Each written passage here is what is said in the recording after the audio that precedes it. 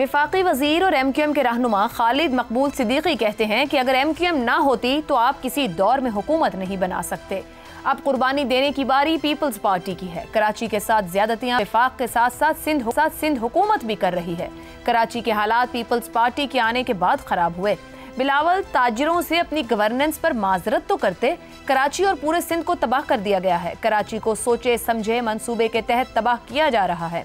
सिंध को चलाने के लिए एक तरफ लोग 100% हिस्सा फराहम करते हैं तो दूसरी तरफ कुछ लोग सूबे को चलाने के लिए एक हिस्सा भी नहीं देते। कराची से अब भत्ता तमाम सरकारी इदारों और पुलिस वाले ले रहे हैं। पीपल्स पार्टी हमारी प्रेस कॉन्फ्रेंस से शर्मिंदा नहीं होगी। हमारी बात वफाक और रियासत से है। वजीर आजम बता दें कि हम क्यों आपके साथ खड़े रहें। 25 जनवरी को कराची के कई ताजिरों ने वफाकी वजीर बराए मनसूबाबंदी एहसन इकबाल से मुतालबा किया था कि कुछ अरसे के लिए मरियम नवाज को वजीर आला सिंध बना दिया जाए।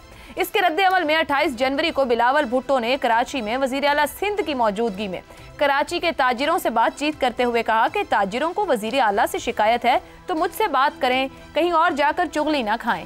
यहाँ के ताजिरों से भत्ता वसूली का खात्मा हो गया। क्रेडिट सिंध हुकूमत और वजीर आला का है। कबूल करते हैं कि कई मसाइल हल तलब हैं। उन्होंने ये भी कहा कि अगर आज आपकी फैक्ट्रियाँ और सनतें चल रही हैं और भत्ता नहीं लिया जाता, सब अमनो सुकून से कारोबार कर रहे हैं।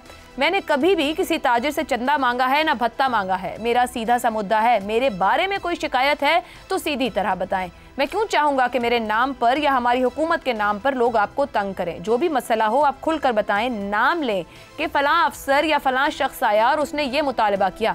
कराची में MQM और पीपल्स पार्टी की सियासी जंग बड़ी पुरानी है, मगर खालिद मकबूल सिद्दीकी की प्रेस कॉन्फ्रेंस के पीपल्स पार्टी के साथ साथ वफाकी हुकूमत से भी बहुत से सवालात नहीं कर रही। इसी पर गुफ्तगू करेंगे कि एक तरीका भी रहा है मूवमेंट की सियासत का कि जस्ट टीम आउट कर रहे हैं खुद को, वाकई परेशान है गवर्नेंस को लेकर, दबाव सिंध हुकूमत पर डालना चाह रहे हैं या सिंध पर डालकर वफाक से कुछ अवेल करना चाह रहे हैं। पैनल में हमारे साथ हैं शहजाद चौधरी, जैगम खान, रजा रूमी और हमाद गजनवी साहब। प्रोग्राम का सवाल आप सभी के लिए। कराची सरकारी सतह पर भत्ता, ताजिरों को धमकियां, तकलीफ है कि ताजिरों ने कहीं और जाकर शिकवा क्यों किया। खालिद मकबूल सिद्दीकी की सिंध हुकूमत के खिलाफ चार्जशीट। कराची की सियासी जंग कराची तक ही रहेगी या फिर शहजाद चौधरी साहब मामला सिर्फ कराची, वहां के गवर्नेंस और अपने स्टेक्स या हासिल वसूल का है, या फिर वो कहते हैं कि हमारी बात तो वफाक और रियासत से है। वो बताएं कि अब क्या करें। एक तो कराची वालों की शिकायत जायज़ है और MQM कराची वाले ही हैं किसी हद तक, बल्कि बड़ी हद तक, और उनकी जो शिकायत कराची के हिसाब से कॉन्टेक्स्ट में बिल्कुल जायज़ है। वो सियासी भी है, वो असल में हकीकी भी है इन द सेंस कि वहाँ पर जो गवर्नेंस के मसाइल हैं, जो होना चाहिए था वो नहीं हो पाया। तो बात तो दुरुस्त है।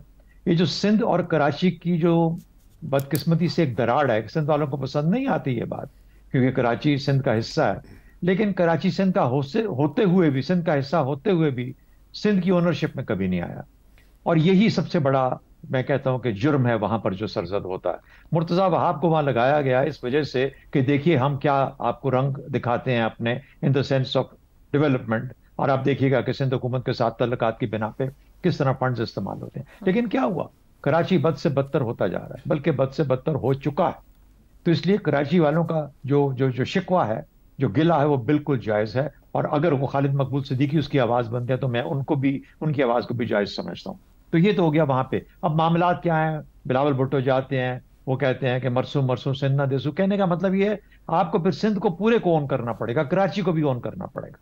आप सिंध किसी को ना दें, अपने पास रखें, लेकिन फिर कराची को ओन करें, कराची को डेवलप करें। वो जब लाहौर के साथ मुकाबला करते हैं तो देखें कि लाहौर में क्या कुछ डेवलपमेंट हुई है ओवर द ईयर्स, इतने सालों के अंदर, तो आप भी किसी तरीके से इंप्रूवमेंट की तरफ जाते हैं। तो एक तो ये, दूसरी बात, ये जो माइंडसेट है ना जो हमारी सिंध गवर्नमेंट का या सिंध के अंदर जो है, इसका तल्लुक स्ट्रक्चर्स के साथ होता है। जब तक आपके स्ट्रक्चर्स वही हैं, यानी ये सूबाई मामला, देखिए ना आप लोग कहां कहां से पढ़ के आते हैं, ऑक्सफोर्ड से पढ़े हैं, स्टैनफोर्ड से पढ़े हैं, और ये लोग एक डेवलपमेंट ऐसा कोई यूनिक किस्म का सोल्यूशन नहीं लेके आते जो कि इन तमाम मसाइल को, जो कि वहां के मसाइल हैं, उनको हल कर सके। वो वही सूबाइयत है कि सिंध मरसूम मरसूम सिंध ना देसू। स्ट्रक्चर अगर पंजाब के 3 हिस्से करने को तैयार है, लेकिन सिंध का कोई हिस्सा देने को तैयार नहीं है, देना किसको है, या लोगों को उनका हक दें, लोकल बॉडीज, लोकल गवर्नमेंट्स लेके आए। तो ये तो हो गया बुनियादी बात। आपका मेन सवाल कि क्या ये मामला वफाक तक जाएगा या नहीं जाएगा। देखिए, वफाक में जो हुकूमत है, अगर इसका स्ट्रक्चर कायम रखना है तो MQM ही वो सतून है जिसने इस पूरे निज़ाम को, सेंटर में खड़ा जो पिलर होता है ना, खुदा न खास्ता अगर उसको हटा दिया जाए तो पूरा निजाम धड़म, छत गिर जाती है। तो ये वो पिलर है जिसने उसको छत को पकड़ के रखा हुआ है, और अगर उसका रखना मकसूद है तो एमक्यूएम अपनी जगह से नहीं हटेगी। इसलिए वो कोई खतरा नहीं है कि एमक्यूएम के हटने के खुदा न खासा चांसेस हैं, वो इंडिकेट कर रहे हैं। लेकिन एमक्यूएम की आवाज को सिर्फ इस नजर की वजह से देखना कि ये वफाक में कोई पैगाम देना चाहते हैं, मेरा ख्याल है वो मुनासिब नहीं है। बाकी उनकी सियासत के ऊपर 100 सवाल उठाए जा सकते हैं। इसी चीज पे सवाल उठा लें कि वो क्यों इस लेवल पे पहुंचे जहां पर कि वो एक किंग मेकर की हैसियत से लेके अपने, क्योंकि उसमें भी अपना फायदा देखते हैं, और बेचारों को मिलता मिलाता कुछ नहीं है उसके अंदर से भी। तो मेरा ख्याल है कराची बड़ी वजह है, बड़ा बड़ा मसला है, वहां के लोगों की जिंदगियों का मसला है। पानी, बिजली, ये तो चीजें हैं ही हैं, बत्ताखोरी यही है ही है, लेकिन ना डेवलपमेंट है वहां पे, ना वहां पे जो लोग हैं अपनी जिंदगी आराम से जी सकते हैं। जिस किस्म का वहां पे क्राइम है, स्ट्रीट क्राइम, वो हम सबके सामने है। लॉ एंड ऑर्डर की सिचुएशन बहुत खराब है। तो फिर सिंध हुकूमत वहां पे हेडक्वार्टर होते हुए भी कर क्या रही है? इसलिए मैं कराची की हद तक जायज समझता हूं हर उस चीज को जो कि एमक्यूएम या कोई भी कराची वाला जब सिंध की हुकूमत से करता है तो बिल्कुल मुनासिब और जायज करता है। ज़ैगम खान साहब, कराची को में ये कहना खुद वहाँ की एक जमात का खड़े होके कि सरकारी सतह पर भत्ता वसूल किया जा रहा है, मतलब ये तो हुकूमत वक्त के ऊपर भी चार्जशीट हो जाती है, और इस पे ताजरों की जानिब से भी कुछ जिस तरह की बात की गई उसके ऊपर बिलावल भुट्टो ने भी खफगी का इजहार किया। अब सवाल ये बनता है कि किसने इस मामले को हल करना है? खुद सिंध हुकूमत पीपल्स पार्टी के पास है 17 साल से। अभी शहजाद साहब ने भी टच कर दिया कि आप क्यों नहीं गवर्न कर पा रहे हैं। सोने की चिड़िया है कराची, मईशत को आगे उसने लेके जाना है। विफाक, सूबा, स्टेक होल्डर्स कई बार बैठे हैं, आगे जाने की बात करते हैं, मगर सिर्फ अपने पॉलिटिकल स्टेक सेटल करते हैं। अवाम का कोई मसला क्यों नहीं हल कर पाते हैं? ये बात एमक्यूएम कह रही है, भत्ते की बात। ये वो पार्टी कह रही है जिसने 30 साल तक भाई की क़यादत में भत्ते वसूल किए हैं। ज़ैगम साहब, कतर कलामी की माजरत वो तो माजी हो गया, 15-16 के बाद उनके साथ अटैच नहीं हुआ, मगर अगर फिर भी वही कुछ हो रहा है तो ज्यादा लम्हा फिक्रिया है। मैं ये बात कर रहा हूं कि वो माजी आज भी बहुत अहमियत रखता है। अगर कराची बदहाल है आज तो उसमें एमक्यूएम का भी इतना हिस्सा है जितना किसी और जमात का है। सही, वरना कराची बहुत तरक्की कर चुका होता। तो ये एमक्यूएम वालों को खुद भी इस बात को जहन में रखना चाहिए, हमें भी इसलिए जहन में रखना चाहिए कि ये बात कल को दोबारा ना दोहराई जाए। जो सूबे हैं वो फेडरेशन के यूनिट हैं, किसी के राजवाड़े नहीं हैं कि कोई वहां के राजा जी की शिकायत किसी और से नहीं कर सकता। मरकज भी वहां की इतनी ही जिम्मेदारी रखता है जितने के सूबा रखता है, खास तौर पर कारोबारी मामलात में। कारोबारी लोग किसको टैक्स देते हैं? मरकज को देते हैं, एफबीआर को देते हैं। उनके कारोबार की निगरानी कौन करता है? Security and exchange commission of Pakistan करता है, जो मरकज का अदारा है। और कराची के 70% रकबा जो है वो मरकज के पास है। और सिक्योरिटी की जिम्मेदारी भी कराची की सिर्फ सूबे की नहीं है, मरकज की भी है। तो वो मरकज को शिकायत क्यों नहीं कर सकते? या अगर पार्टी के हिसाब से ही देख लें तो क्या सिंध किसी एक पार्टी की मुकम्मल हमेशा के लिए मलकियत में आ गया है कि वहां के अवाम, वहां का कोई भी तबका, वहां के कारोबारी लोग, वहां के तालिब इल्म, वहां के दानिश्वर किसी और जमात की तरफ देख ही नहीं सकते, बात ही नहीं कर सकते? 17 साल से पीपल्स पार्टी हुकूमत कर रही है। क्या लोगों का जमहूरी हक नहीं है कि अगले इलेक्शन में इनको उठाकर फेंक दें? या वो अल्टरनेटिव के लिए जो दूसरी जमातें हैं उनसे बात करें, उनसे भी शिकवा भी करें, शिकायत भी करें, उम्मीद भी करें, तमन्ना भी करें, उनको आने का भी कहें? ये कैसी बात है? पीपल्स पार्टी की गवर्नेंस का ये जो तरीका हो गया है कि हिस्से बांट लो और अपने हिस्से पर नजर रखो, दूसरे हिस्से की तरफ मत देखो। सिंध अब हमने ले लिया, हम तुम्हें कुछ नहीं कहते, तुम हमारी तरफ मत आओ। और फिर सिंध को अंदर जिस तरीके से तकसीम किया गया इस सिस्टम में कि सिंध के अंदर कई दर्जन राजवाड़े बने हुए हैं और वहां के राजा जी की शिकायत कोई नहीं कर सकता। True, valid. ये किस तरह का सिस्टम है? सिस्टम ही बना दिया गया है सर। वहां का अपना एक सिस्टम है जिसको शायद कोई हाथ ही नहीं डाल पा रहा, वफाक तक नहीं जाता, रियासत नहीं कंट्रोल कर पा रही। जी बिल्कुल। अब आप देखिए कि बुनियादी जिम्मेदारी किसी भी गवर्नमेंट की, खास तौर पर सूबाई गवर्नमेंट की, वो लॉ एंड ऑर्डर है।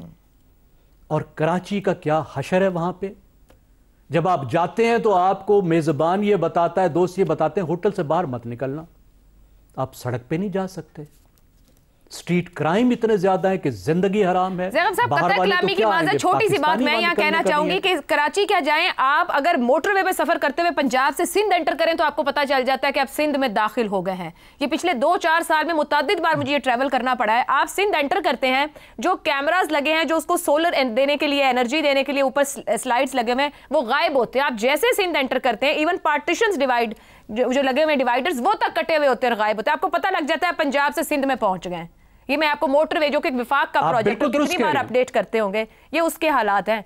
सिंध गवर्नमेंट नहीं कहीं रिस्पॉन्सिबिलिटी लेने को। बिल्कुल दुरुस्त बात है, बिल्कुल दुरुस्त बात है। रहीम यार खान के परली तरफ एक और दुनिया है, वही लोग हैं, वही जमीन है, कुछ भी नहीं बदलता, लेकिन लॉ एंड ऑर्डर बदल जाता है। आप क्रॉस करके रहीम यार खान की तरफ आते हैं तो एक और दुनिया है, यहां पे अमन है, सुकून है, और उसका नतीजा यह निकला है कि कम से कम आधे दर्जन अजला जो रहीम यार खान के पड़े हैं, वहां का हर मुतमम्मिल आदमी आके रहीम यार खान में रहता है, घर यहां बना लेता है, बच्चों को यहां लाता है। वहां के लोगों की जिंदगी इतनी बेजार है, वहां कारोबार मुमकिन नहीं रहा।